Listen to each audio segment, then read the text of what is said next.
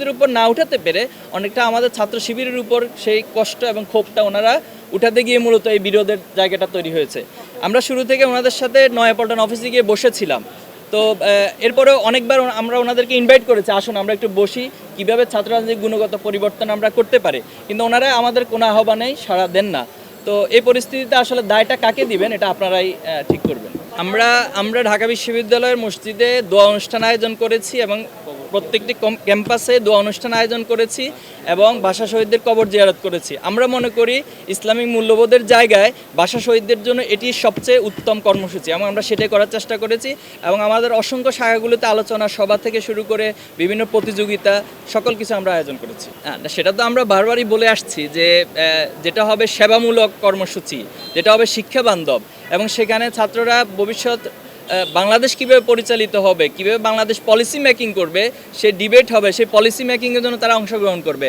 আমরা এমন একটা ছাত্র রাজনীতি চাই এবং সেখানে কোনো আধিপত্য থাকবে না, সেখানে কারো উপর কোনো আদর্শ চাপিয়ে দেওয়া থাকবে না এবং সেখানে জোর করে কারো কর্মসূচি নিয়ে যাওয়া, এরপরে হচ্ছে না গেলে তার উপরে টর্চার করা, এ ধরনের অস্ত্রের কোনো রাজনীতি আমরা চাই না।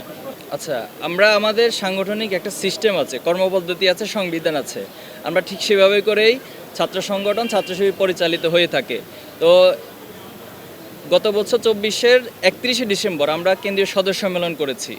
এরপরে 11 দিনের মাথায় আমরা 132টি শাখার সবগুলো আমরা শাখারই সেট আপ সম্পন্ন হয়েছি।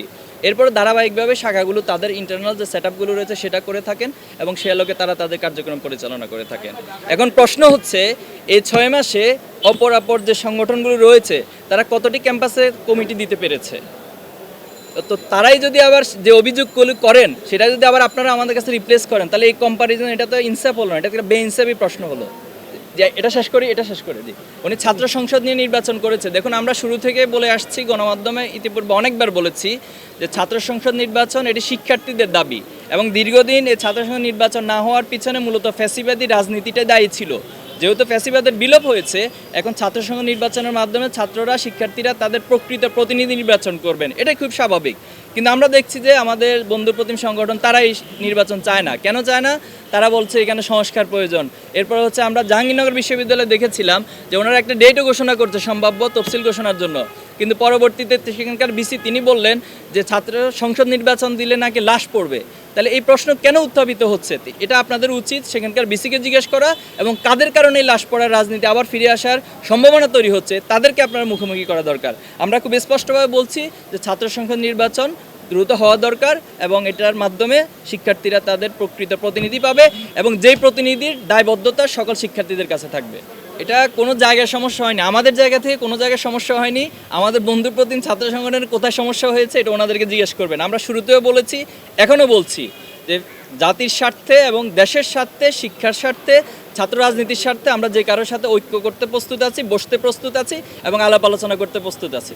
আমরা আপাতত প্রতিবাদ জানিয়েছি, এরপরে সাধারণ শিক্ষার্থীরাও প্রতিবাদ জানিয়েছে। এরপরে আপনারা যদি আমাদের কাছে এই দাবি তুলেন যে আইনগত ব্যবস্থা নিব কিনা, তাহলে এটা আমরা ইনশাল্লাহ ভেবে দেখব। একলো ছাত্র শিবিরকে দায়ী করে প্রতিবেদন প্রচার করা হয়। সিলেটের এমসি কলেজের ঘটনাতে কতিপয় সংবাদ মাধ্যম উদ্দেশ্যমূলকভাবে ছাত্র শিবিরের বিরুদ্ধে অপপ্রচার চালায়। এছাড়াও আরও একাধিক ঘটনায় ছাত্র শিবিরকে জড়িয়ে সংবাদ প্রচার করা হয়েছে, অথচ ছাত্র শিবিরের সাথে এই সকল ঘটনার কোনো সংশ্লিষ্টতা ছিল না। আমরা সম্প্রতি ঘটে যাওয়া ক্যাম্পাস হামলার শিকার শিক্ষার্থীদের জন্য ন্যায় বিচার দাবি করছি এবং সংশ্লিষ্ট কর্তৃপক্ষকে আহ্বান জানাচ্ছি যাতে তারা এইসব ন্যাক্কারজনক ঘটনার সাথে জড়িতদের বিরুদ্ধে দ্রুত ও কার্যকর পদক্ষেপ গ্রহণ করে। আইনশৃঙ্খলা পরিস্থিতির তাৎক্ষণিক উন্নতির জন্য সরকারকে দ্রুত কার্যকর পদক্ষেপ গ্রহণের দাবি জানাচ্ছি। আমরা জোর দিয়ে বলছি, ধর্মীয় অবমাননা ও সাম্প্রদায়িক সহিংসতার জন্য দায়ী ব্যক্তিদের জবাবদিহিতা নিশ্চিত করতে হবে। পরিশেষে ছাত্রদল সহ সকল ছাত্র সংগঠনকে বিভাজন সৃষ্টিকারী দোষারোপ ও সহিংসতা পরিহার করে ছাত্রবান্ধব, গঠনমূলক ও কল্যাণমুখী রাজনীতির দিকে আহ্বান জানাচ্ছি।